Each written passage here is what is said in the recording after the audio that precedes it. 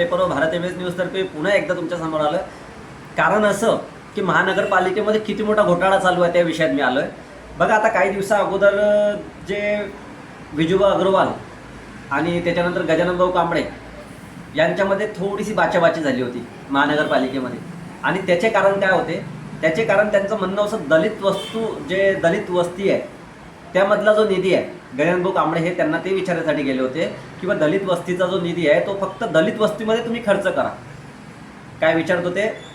विजूभाऊ अग्रवाल यांना काय विचारलं? बीजेपीचे हे आहेत, ते सभापती आहे, त्यांना विचारायसाठी गेले होते. पण त्यांचं फक्त गजानन भाऊ कांबळेचं यांचं काय चुकलं माहिती आहे त्याच्यामध्ये? फक्त एवढं चुकलं की त्यांनी मीटिंगमध्ये जाऊन त्यांना विचारलं, पण त्यांचे विचार ते नव्हते की मीटिंगमध्ये जाऊन विचारायचं. पण त्यांनी का बरं विचारलं त्यावेळेस?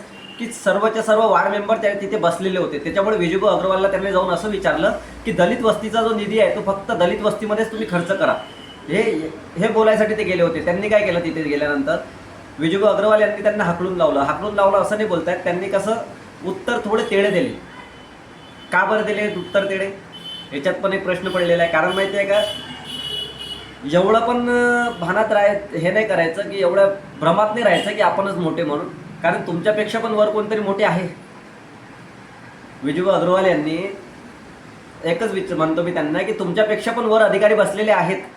आता तुम्ही त्याच्यामध्ये काय केलं? गजूभाऊ कांबळे ज्यावेळेस आतमध्ये आले होते तर त्यांना जे कर्मचाऱ्यांनी आतमध्ये सोडलं त्यांना तुम्ही निलंबित केलं, दोघांना पण. आता त्यांची काय चुकी? सर्वात पहिली गोष्ट की त्यांची काय चुकी होती त्या दोघांची की त्यांना तुम्ही निलंबित केलं? त्याच्यानंतर सेकंड गोष्ट अशी झाली, गजानन भाऊ कांबळे हे आहेत जे आहे यांची मिसेस हे वार्ड मेंबर आहे. तर हे प्रश्न विचारण्यासाठी गेले होते आणि त्यांनी ते पण बोलले, गजानन भाऊ कांबळे हे पण बोलले त्याच्यामध्ये की महापौरचे पती प्रत्येक मीटिंगमध्ये हजर असतात, मग वार्ड मेंबरचा पती का बरं नाही? काय बोलले? वार्ड मेंबरचा पती का बरं नाही? याच्यामध्ये त्यांचं काय चुकलं? आता बघा, त्यांनी ज्यावेळेस ते विजूभाऊ अग्रवालने जे बोलले त्याच्यामध्ये शब्द वापरले, ते शब्द दादा, पलवान, लोक, हे कसं माहिती आहे का, हे शोभत नाही विजूभाऊ अग्रवालला. सर्वात पहिली गोष्ट, आपण महापौर आहे, सभापती आहे. सभापतीचं काम काय आहे की सर्वांना प्रेमाने घेऊन चालणे. तुमच्या हातात पॉवर आहे त्याचा अर्थ असा नाही की तुम्ही कोणाला पण काही बोलून हे करसाल. आता हे पहिल्यांदाच घटना नाही झाली, दुसऱ्यांदा त्याच्या पहिले पण एक घटना झाली होती, सागर भैया भारुकार यांच्यासोबतची घटना. त्यांच्यासोबतच वाद झाला होता आणि तो पण वाद कशासाठी झाला होता? त्यांनी पण चांगलेच प्रश्न विचारले होते त्यांना, कोणचं गलत बोलले होते. फक्त एवढं आहे की बोल भाषा जी झाली होती ती थोडीशी चुकली होती, बाकी त्यांचं पण काही चुकलं नव्हतं. आता एवढंच बोलायचं काम काय? महानगरपालिकेमध्ये किती मोठा भोंगळा कारभार आहे, सर्वात मोठा भ्रष्टाचार महानगरपालिकेत आहे. त्याच्याकडे तुम्ही ध्यान का बरं नाहीत? येऊन दोन मिटिंगा करणे, ऐकून घेणे, काम नाही करणे. एवढा मोठा झरणा बसस्टँडच्या जवळ एवढा मोठा झरणा झाला होता. किती मोठा झरणा झाला होता? आता पाणी पडल्यानंतर झरणा होतो, पुलाच्या वरतून पाणी गेल्यानंतर पूर्ण झरणा, नदी तिथं होते. नदी म्हणजे फवारा मोठे मोठे फवारे चालतात. आणि एवढंच माझं म्हणणं, मी याच्यासाठी समोर आलो की गजानन भाऊ कांबळे आणि विजूभाऊ अग्रवाल यांचा जो वाद झाला होता तो वाद नाही, जे भाषाबाजी झाली, थोडीशी बोलचाल झाली होती. त्या बोलचालीमध्ये एवढा मोठा तो पुलाच्या खालून रस्ता बनवलेला आहे, भुयारी मार्ग बनवलेला आहे, त्याच्यामध्ये सुद्धा पाणी भरल्यानंतर तिथं स्विमिंग पूल होते. हे दोन वेळा सगळ्यांनी सांगितलं, सागर भारुकारनी पण सांगितली, सागर भैया भारुकार यांनी पण सांगितली, सगळ्यांनी सांगितली. पण बोलण्याचा अर्थ एकच आहे, सभापती साहेब तुम्ही ते पण पहा. आणि त्याच्यानंतर सर्वात पहिले तुम्ही एकच काम करा, मेन हॉस्पिटल इथे जाऊन तुम्ही तिथले जे कर्मचारी आहेत, अने म्हणून आहे, गणेश आने म्हणून आहे, त्याच्याकडे सुद्धा लक्ष द्या. कारण का बरं?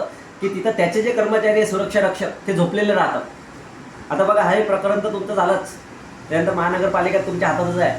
तर एक वेळा सभापती साहेब एक वेळा मेन हॉस्पिटलला सध्या GMCला जाऊन तरी बघा की तिथले कर्मचारी काय करतात. त्याच्यानंतर तिथून गाड्या चोरीला चालल्या, फक्त कोणाच्या आशीर्वादाने चालल्या हे पण विचार करण्यासारखी गोष्ट आहे. कारण जो गणेश आने आहे त्याच्या आशीर्वादाने तिथल्या गाड्या सुद्धा चोरीला चाललेल्या आहे. का बरं? कारण विषय असा आहे की त्याचे जे कर्मचारी आहे, सुरक्षा रक्षक, ते कामच नाही करत, झोपा काढतात. तुम्ही जाऊन बघा कधी पण, त्यांच्या हातात ते बंदुका देऊन ठेवल्या, पत्रकारांना धमक्या द्यायला ठेवलेल्या आहेत काय माहिती. सभापती साहेब, विजूभाऊ अग्रवाल साहेब, तुम्हाला एकच विनंती आहे की तुम्ही मेन हॉस्पिटलमधले जो आने आहे त्याच्याकडे सुद्धा लक्ष द्या, सुरक्षा रक्षकाकडे सुद्धा लक्ष द्या तुम्ही. कारण तुम्ही जसे आता इथले सुरक्षा रक्षक जे होते, कर्मचारी जे होते, त्यांना 2 जणांनी निलंबित केलं. जर एवढंच आहे तर तुम्ही एक वेळा मेन हॉस्पिटलला जा, मेन हॉस्पिटलला बघा किती मोठा भ्रष्टाचार आहे. का बरं? की गणेश आनेच्या आशीर्वादाने काय झालेलं आहे, गणेश आनेच्या आशीर्वादाने असं झालेलं आहे तिथे की पूर्ण भोंगळा कारभार.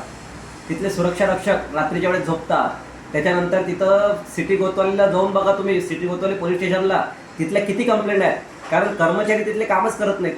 त्या गणेश आणे जो आहे सुरक्षा रक्षक, पहिले हा PI होता, गणेश आणे हा पहिले PI होता, याच्याकडे सुद्धा लक्ष द्या तुम्ही. का बरं माहिती आहे का? कारण चोरी कमी होईल, मेन हॉस्पिटलमधली चोरी सुद्धा कमी होईल. आता तुम्ही म्हणसाल बा चोरीकडे सुद्धा आम्ही ध्यान देऊ का? कारण माझ्या मनात काय आलं माहिती आहे काय बोलणं, कारण याच्यामुळे आले तुम्ही 2 सुरक्षा रक्षक जे आहे कर्मचारी तिथले त्यांना निलंबित केलं. फक्त का बरं? गजानन भाऊ कांबळे आतमध्ये आले होते त्यामुळे. मग आता तुम्ही एवढा विचार करा, तुम्ही तेवढं बघताय, तुमच्या कार्यालयात जसे घुसले ते, तुमच्या मीटिंगच्या मधात जसे घुसले, तुम्ही 2 निलंबित केले. तर माझी एकच विनंती आहे की तुम्ही इथले जे कर्मचारी आहे, जे पत्रकारांना धमक्या देतात, त्यांना सुद्धा निलंबित करा. गणेश आणे यांना सुद्धा निलंबित करा. GMC मध्ये गणेश आणे हा जो आहे ना, याचा कारभार असा भोंगळा कारभार चालू आहे. त्या मेन हॉस्पिटलमध्ये चक्कर मारा, तुम्हाला दारूच्या बॉटला दिसतील. मेन हॉस्पिटलमध्ये चक्कर मारा, तुम्ही बॅक साईडला चक्कर मारा कुठे पण. आणि 2025 मध्ये तिथं खून सुद्धा झालेला आहे. तर त्यावेळेस याचे सुरक्षा रक्षक झोपले होते काय? आणि सभापती साहेब, तुम्ही जे आहे जो निधीचा बोलतोय आम्ही, दलित वस्तीचा निधी, तो दलित वस्तीतच गेला पाहिजे, याच्याकडे तुम्ही लक्ष द्या. का बरं? कारण आता बघा तुमचा वाद दिवसांदिवस पेटत चाललाय. कसा पेटत चाललाय? पहिले तुमचं जे म्हणजे वाचाबाची होते, पहिल्यांदा वाचाबाची झाली होती, ते कोणासोबत झाली होती? सागरभैया बारोकर सोबत. त्यांनी सुद्धा त्यांच्या वार्डातलाच विषय काढला होता. आता पण कशामुळे झाला आहे? गजानन भाऊ कांबळेसोबत तुमचा का बरं वाचाबाची झाली आहे, म्हणजे वाद झालेला आहे माहिती आहे का? त्यांनी दलित वस्तीचा निधी दलित वस्तीतच टाका ते बोलले त्याच्यामुळे. आणि ते फक्त त्यांनी गलत काय केलं की तुमच्या कॅबिनमध्ये, म्हणजे तुमची ज्यावेळेस मीटिंग चालू त्यावेळेस आले